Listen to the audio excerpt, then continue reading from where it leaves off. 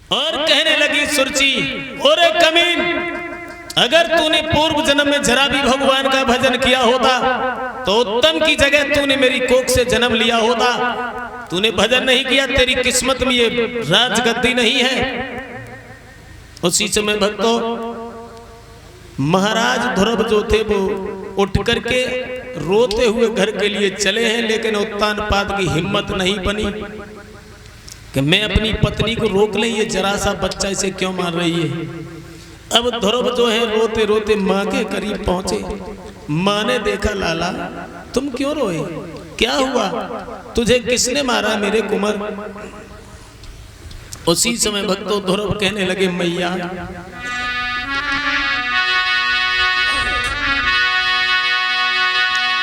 कि रोई रोई कहीं ध्रुव महाराज, और मैया मोई मौसी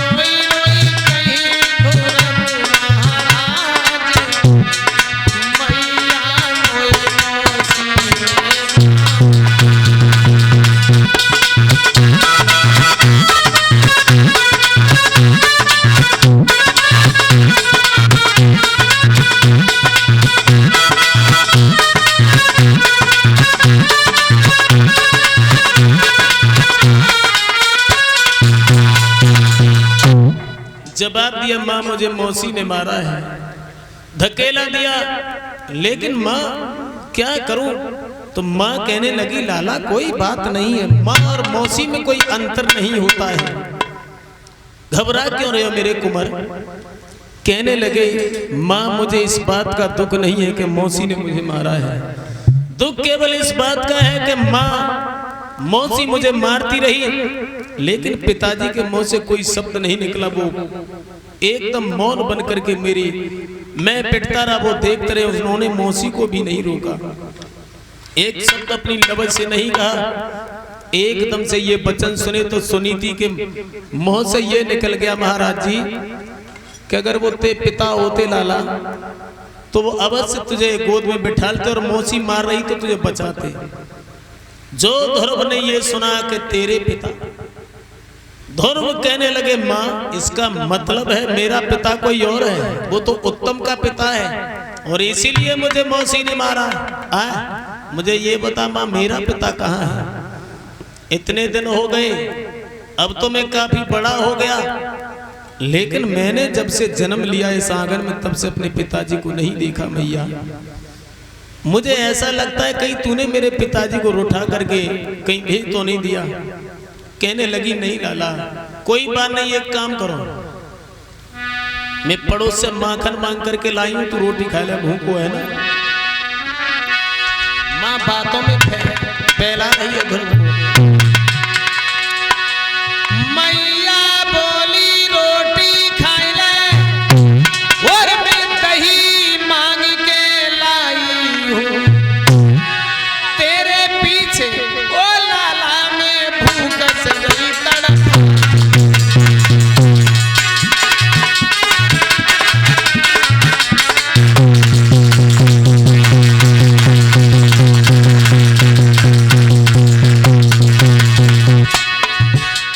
ध्रुव कहने लगे, माँ इस जीवन का कोई भरोसा नहीं है,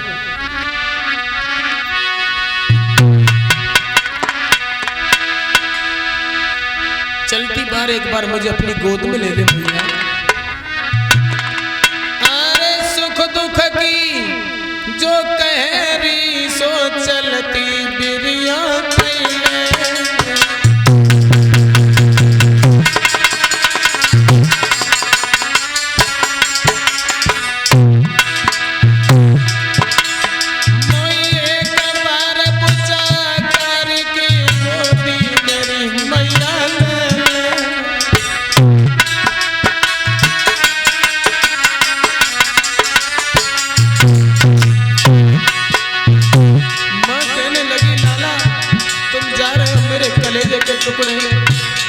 गोद में उठा लिया इस बच्चे को मैया ने भक्तों।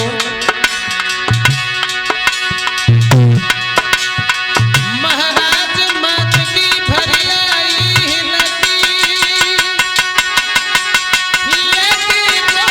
लाल कहीं जन बात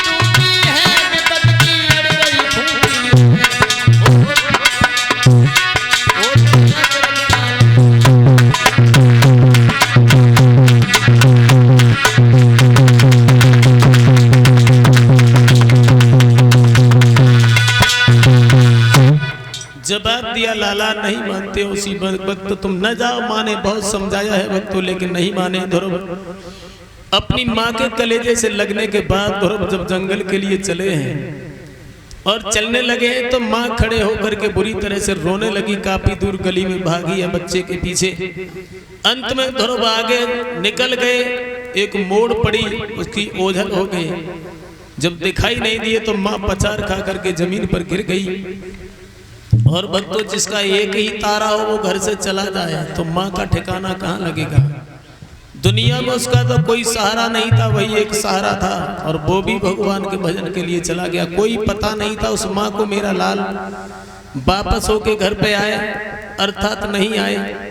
उसी समय भक्तों ध्रुव चलते चलते आगे चले गए हैं तो रास्ता में जैसे ही जंगल में प्रवेश किया इन्होंने तो महात्मा देव ऋषि नारद मिल गए। कहने लगे ए लड़के कहाँ जा रहे हो?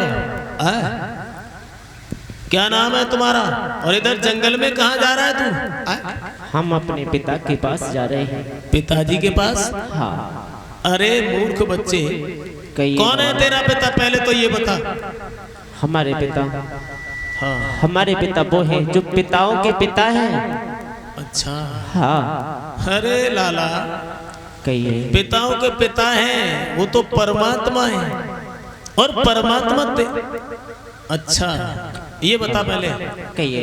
पहले तो मेरी बात सुन। जंगल में जा रहा है तो कोई न कोई जंगली जानवर खा जाएगा। तेरी माँ तेरे बिना रो रो करके मर जाएगी लाला, इसलिए घर चला जा।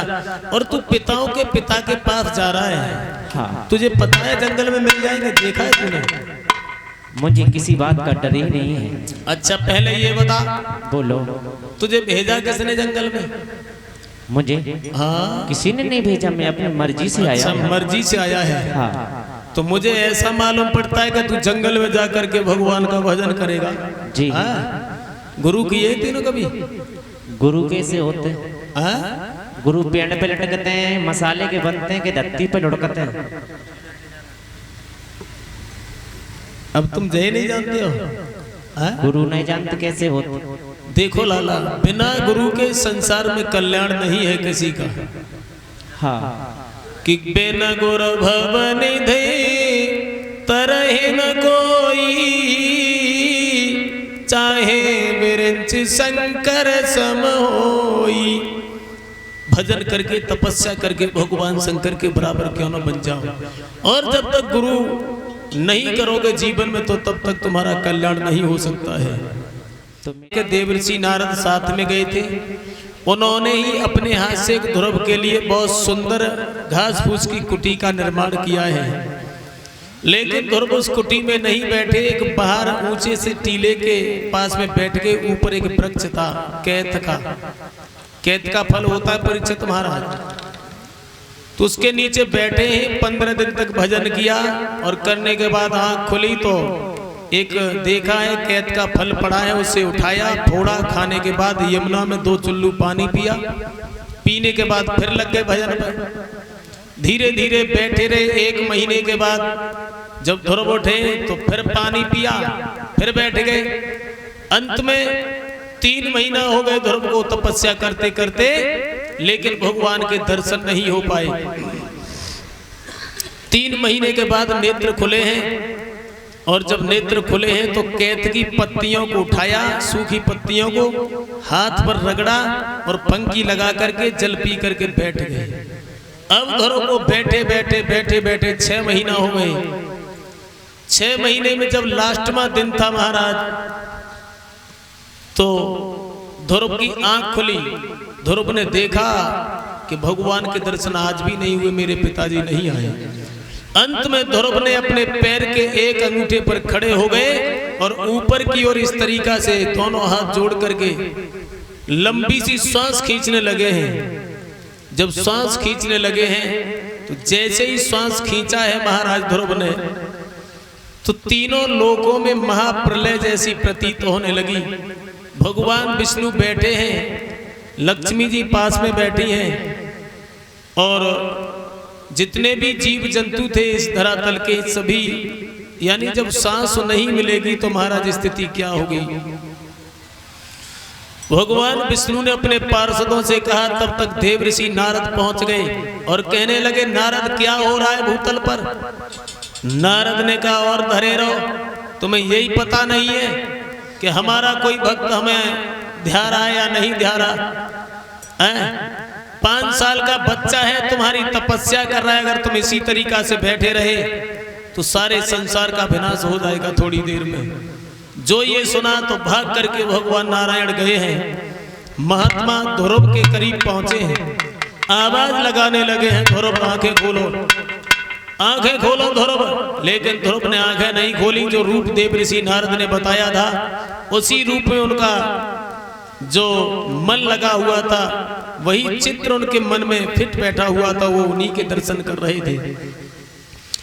भगवान ने सोचा कि अगर ध्रुव इस तरीका से नहीं जागेंगे, इनके अंदर जो मेरी प्रतिमा बनी हुई है बस में उसको खींचे तब इनके नेत्र खुलेंगे। जैसे ही ध्रुव के अंदर से भगवान ने अपने स्वरूप को खींचा है, वैसे ही ध्रुव एक तरफ को गिरे, हाय पिता कह करके, लेकिन भगवान ने गोद में ले लिया।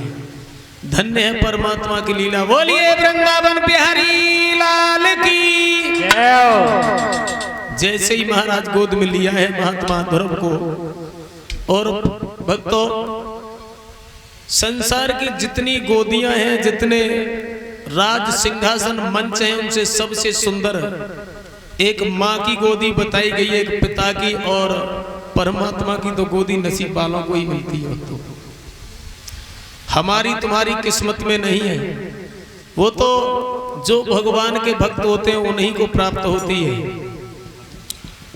जो एक जन्म में महाराज वैसे बताया तो ये गया है कि भगवान का नाम एक जीवन में 8000 करोड़ बार जाप कर लिया जाए उसका,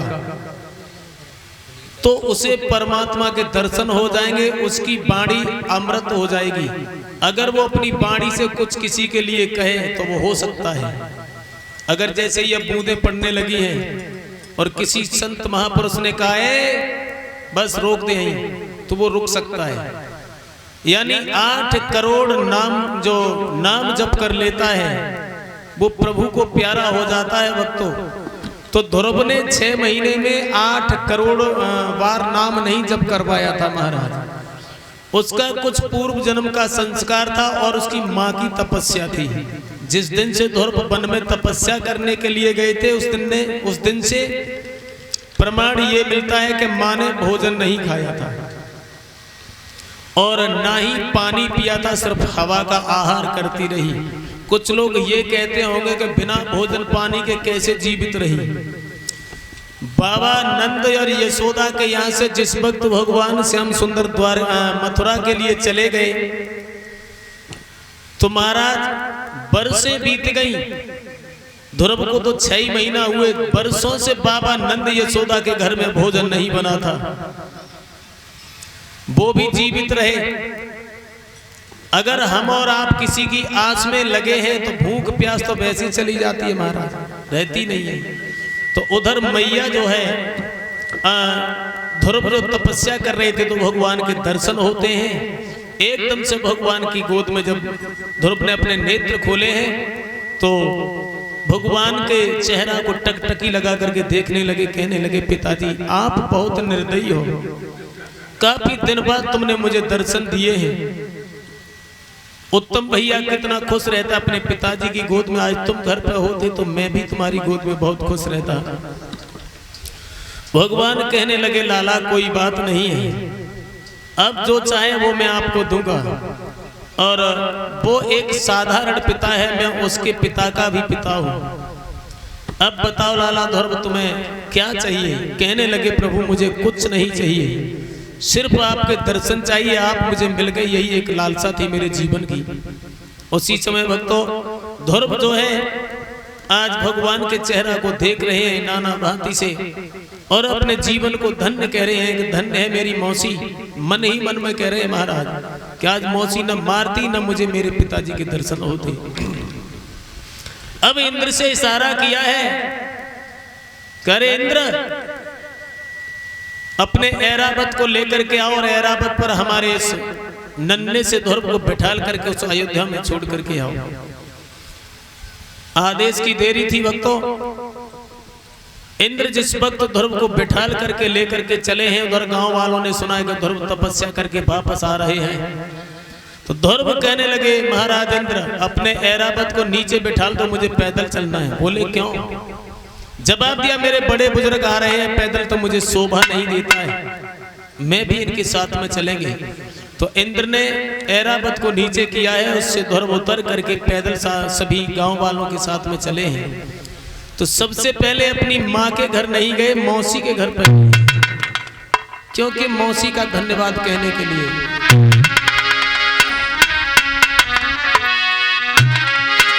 और द्वार पर जाकर के जैसे ही पहुंचे हैं तासे पहले ही मौसी ने क्या काम किया, दासी से बोली ओरी बहन अब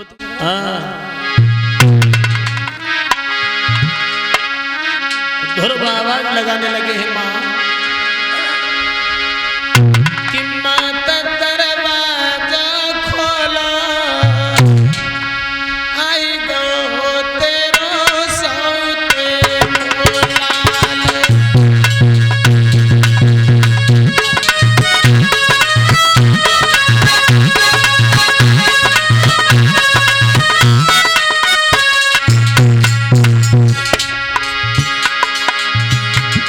माँ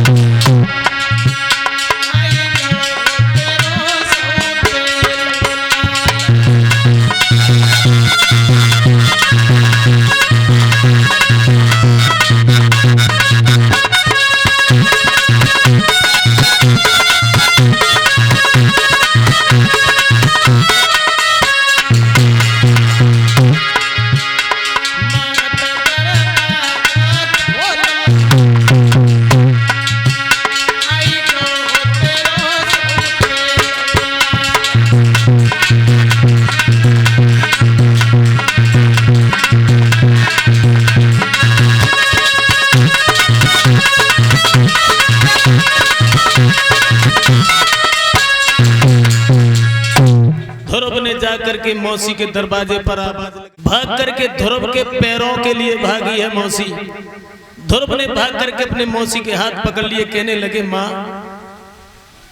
मेरे पैरों में तेरा स्थान नहीं है, लेकिन तेरे चरणों में मेरा स्थान है मैया।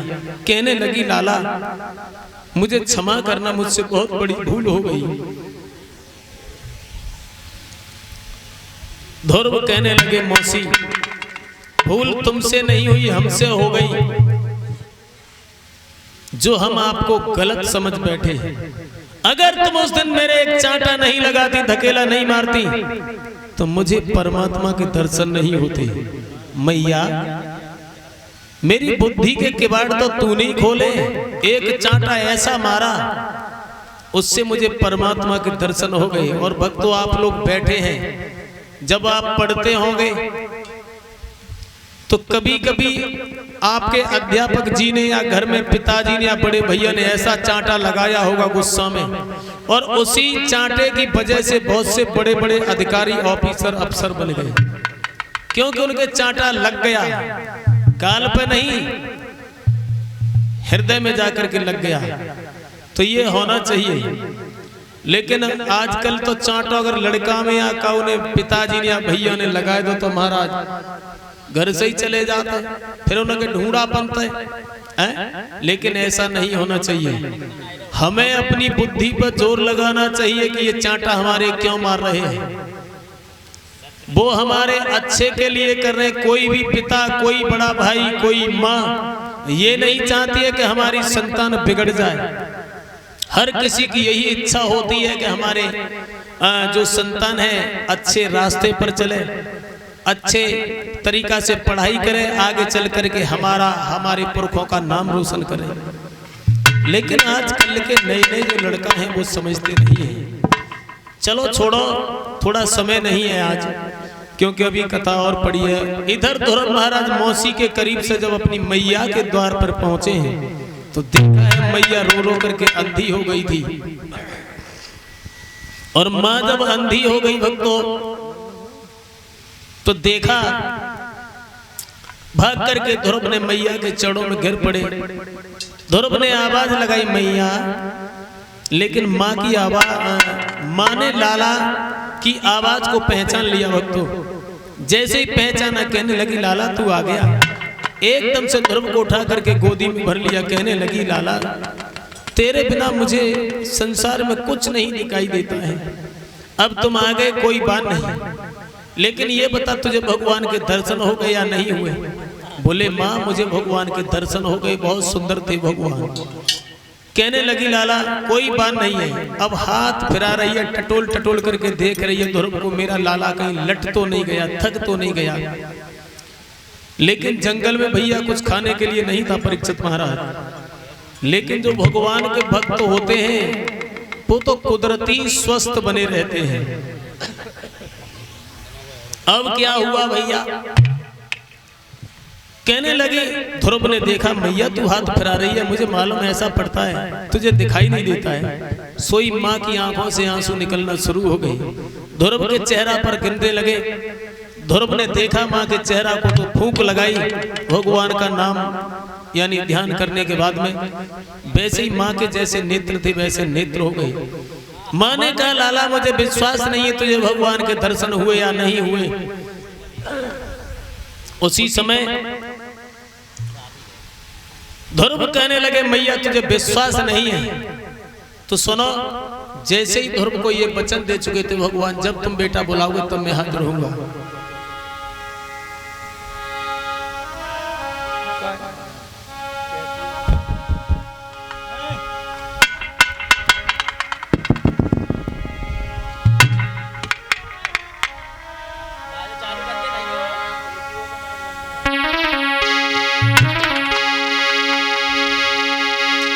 जैसे ही भगवान का आह्वान किया है,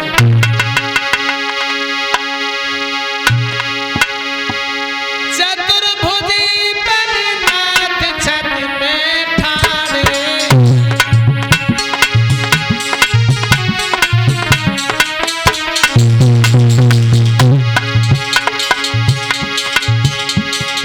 देख के सुंदर रूप के बड़े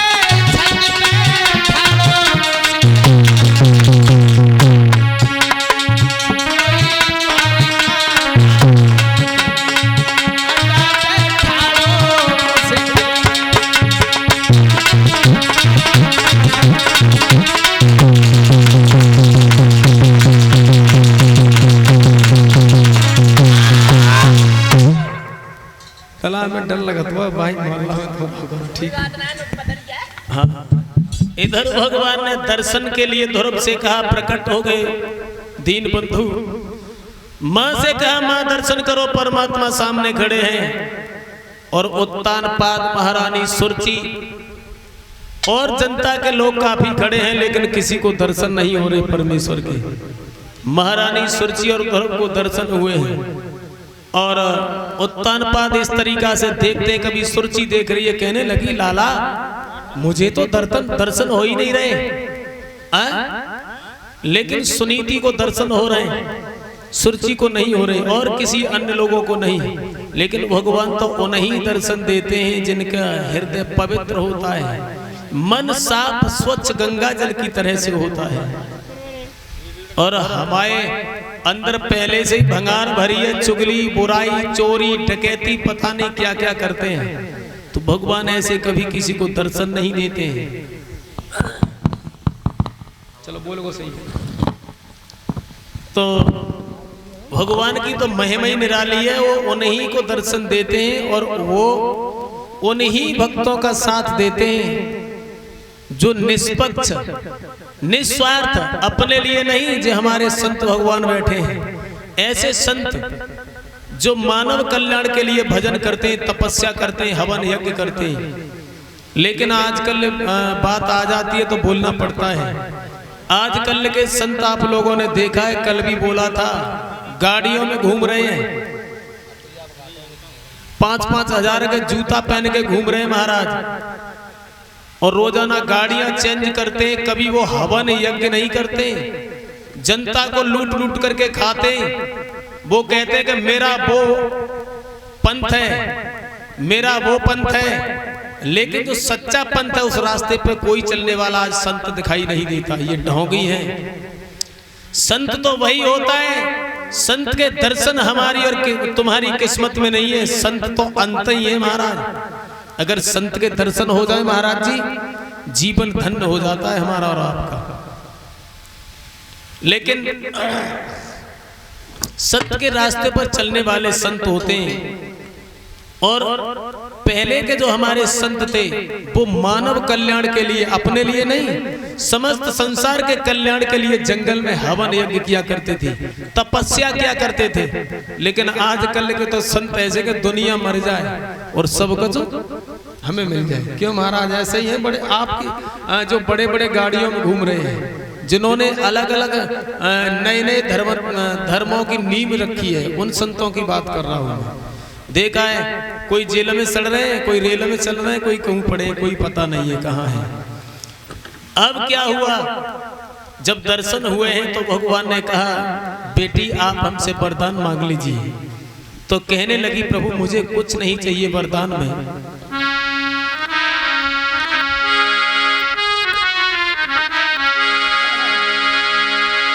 बोले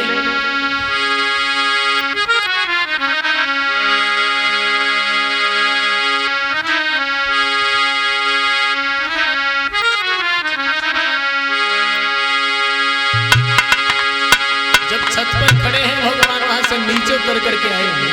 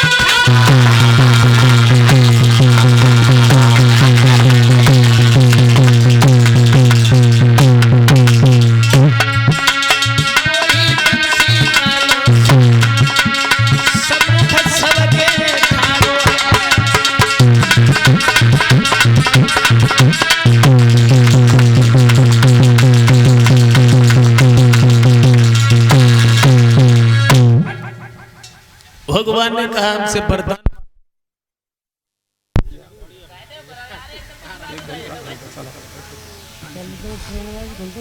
उसी समय भक्तों महारानी सुनीति कहने लगी प्रभु मुझे वरदान देना चाहते हो तो वरदान में कुछ नहीं चाहिए, सिर्फ एक वरदान मुझे दे दीजिए नाथ। बोले कौन सा?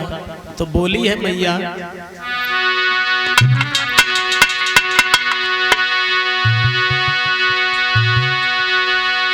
जब जब जते हैं धरी की जग में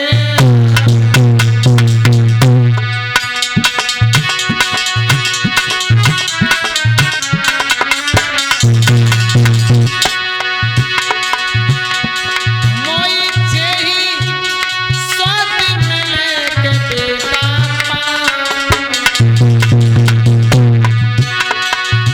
कहने लगी मैया प्रभु मुझे यही सौत मिले जन्म जन्म जब इस पृथ्वी पर आए तब, और यही बेटा मिले और यही मुझे मेरे पति मिले।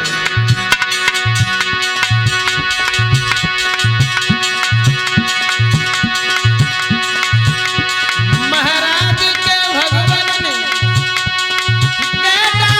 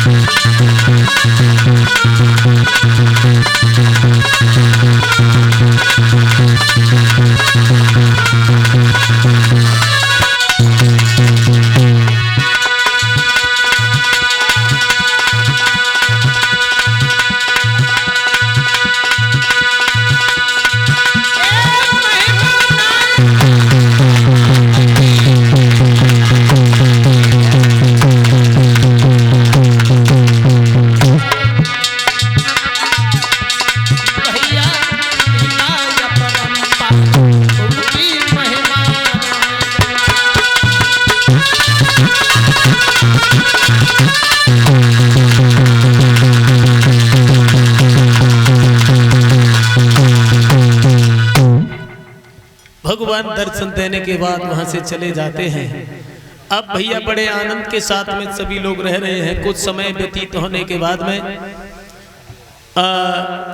ध्रुव को राज सिंहासन सौंप करके और छोटे भैया को वहीं छोड़ करके छोटे पुत्र को महाराज उत्तानपाद और दोनों पत्नियों को साथ में लेकर के भगवान का भजन करने के लिए जंगल में चले जाते हैं। धीरे धीरे समय गुजरता चला गया। कुछ समय के बाद में जब ध्रुव राज्य चला रहे हैं तो एक दिन इनके ऊपर भी मुसीबत का पहाड़ टूट पड़ा। बहुत बड़े दो भक्त थे भगवान के, फिर भी क्योंकि ये मृत्यु लोक है महाराज। इस मृत्यु लोक में हम तुम तो एक इंसान हैं, भगवान भी नहीं छूट पाए। जो इस संसार में आता है इस मृत्यु लोक में वो इस दुनिया से मरकर ही जाता है। अब तो जो उनके छोटे भैया थे उत्तम, उन्हें कुबेर ने मार दिया। और कुबेर ने क्यों मारा? कुबेर की एक लड़की थी, वो उत्तम को बहुत चाहती थी। उत्तम से कहा उत्तम आप मुझे अपने साथ में ले चलो। और शादी कर लो।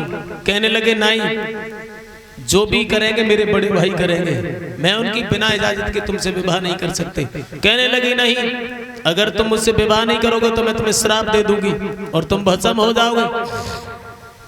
अब उत्तम जो है डर गया बेचारा, रथ में बिठाल करके चला है और जैसे ही चला है उत्तम तो रास्ता में उधर कुबेर को मालूम पड़ गया तो रथ को घेर लिया, युद्ध हुआ और उस युद्ध में उत्तम को उन्होंने जान से मार दिया।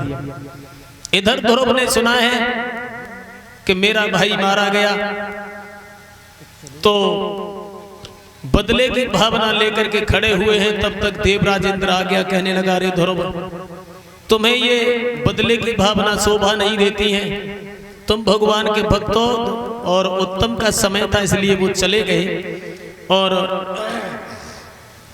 अगर खून का लिसा हुआ कपड़ा खून से ही साफ किया जाए नहीं होता, नमक के साथ में नमक नहीं खाया जाता है परीक्षित महाराज। दूसरा तो गलत है ही, उसके साथ में हम भी गलत नहीं बनना चाहिए। किसी को कोई गालियां दे रहा है या कुछ कह रहा है, अपशब्द बोल रहा है तो उसे सुन लेना चाहिए। अगर तुमने भी उसके बराबर ही मुंह चलाया तो हम में और उसमें फर्क ही कितना रह गया। इसलिए ध्रुव को समझाया है। समझाने के बाद देवराज इंद्र अपने स्थान के लिए चले जाते हैं और काफी वर्षों तक, यानी बताया जाता है कि 35,000 साल तक ध्रुव ने शासन किया है। शासन करने के बाद में अपने पुत्र उत्कल को राज सिंहासन सौंपा है महाराज, और सौंपने के बाद में पुनः दोबारा भगवान का भजन करने के लिए चले गए। लेकिन भगवान ने